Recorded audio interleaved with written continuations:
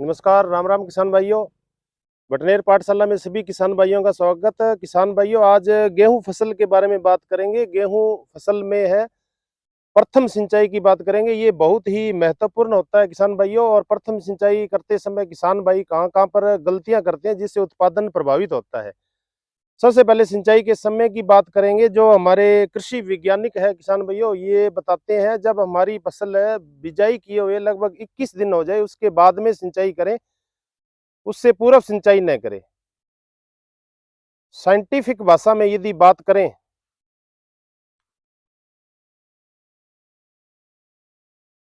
Scientific भाषा में यदि बात करें तो किसान भाइयों, ये एक अपने गेहूं का पौधा देख रहे हैं। जब जर्मिनेशन होता है, सीड को हम किसी भी फील्ड के अंदर लगाते हैं तो सबसे पहले मूलांकुर भाग चलता है, जड़ वाला, यानी उसकी जड़ विकसित होती है, फिर परांकुर पत्तियां ऊपर की ओर बढ़ती है। और गेहूं की बात करें तो किसान भाइयों, सबसे पहले इसमें एक जड़ चलती है जिसको हम सेमिनल रूट बोलते हैं।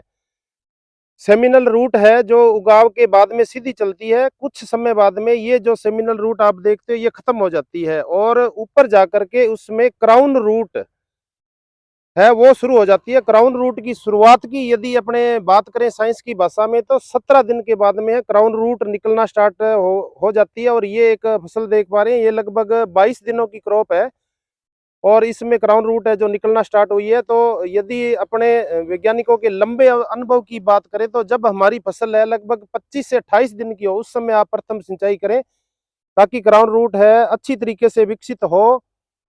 कई किसान भाई कुछ नहर की बारी के कारण या कुछ जानकारी न होने के कारण जल्दी सिंचाई कर देते हैं। यदि आप 15 से 16 दिन में सिंचाई कर दोगे तो जो सेमिनल रूट है किसान भाइयों, वो उस समय तक विकसित होती है। क्राउन रूट विकसित नहीं होती है तो आगे जाकर के आपके गेहूं की फसल है वो पीली पड़ जाती है। उससे बचाव के लिए आप 25 से 28 दिनों में प्रथम सिंचाई करें ताकि जड़ का जमाव अच्छा हो। जब क्राउन रूट निकलना स्टार्ट होते हैं तो यहाँ पर एक पौधे के अंदर गांठ बन जाती है जिसको हम ताज बोलते हैं।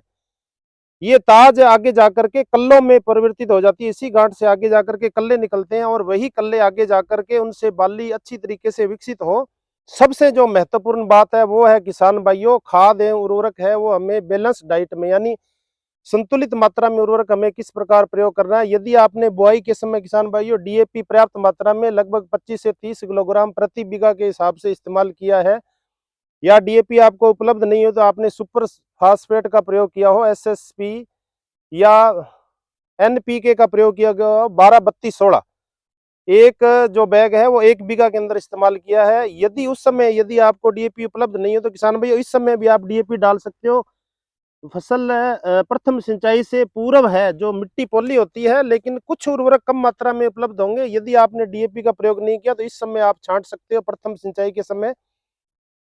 और जब हम फसलों में संतुलित उर्वरक प्रबंधन की बात करें तो पोटास का अहम रोल होता है। पोटास का मुख्य कार्य होता है ट्रांसपोर्टेशन का। जितने भी पोषक तत्व जमीन के अंदर पौधा जड़ों के द्वारा और फ्लोएम के जाइलम के माध्यम से लेता है, फिर पत्ती भोजन बना के जाइलम में देती है, तो वो ट्रांसपोर्टेशन का कार्य पोटास करती है। तो 15 किलोग्राम जो म्यूरेट ऑफ पोटास 60% आती है लाल रंग वाली, वो आप इस प्रथम सिंचाई में जरूर दें यदि बेसल में प्रयोग नहीं किया गया है।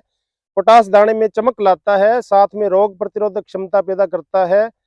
और सबसे महत्वपूर्ण रोल प्रथम सिंचाई के अंदर बैलेंस डाइट का बात करें तो जिंक सल्फेट का होता है। जिंक आप जरूर प्रयोग करें क्लोरोफिल निर्माण में, प्रोटीन संश्लेषण में, फसल को हरी भरी रखने में, जड़ों को हेल्दी रखने में इसका मुख्य योगदान होता है। तो जिंक सल्फेट 21% है आपके पास तो आप लगभग 3.5 से 4 किलोग्राम यूरिया के अंदर मिक्स करके इस समय छींटा लगाएं। यदि आप 33% मोनोहाइड्रेट जिंक काम में ले रहे हो तो किसान भाइयों आपको लगभग 5 किलोग्राम 33% मोनोहाइड्रेट जिंक, जिसमें 33% जिंक और लगभग 17 से 18% उसमें सल्फर पाई जाती है, वो किसान भाइयों आप 4 किलोग्राम प्रति बीघा के हिसाब से यूरिया में मिला करके इस समय आप छांट देते हो तो अच्छा परिणाम मिलेगा। इसके साथ में हमारी गेहूं की जड़ें अच्छी तरीके से विकसित हो, किसी प्रकार की आगे धुंध वाला मौसम रहने की संभावना है, यदि सनलाइट फसल को कम मिलती है तो फसल पीली पड़ना की संभावना बनी रहती है।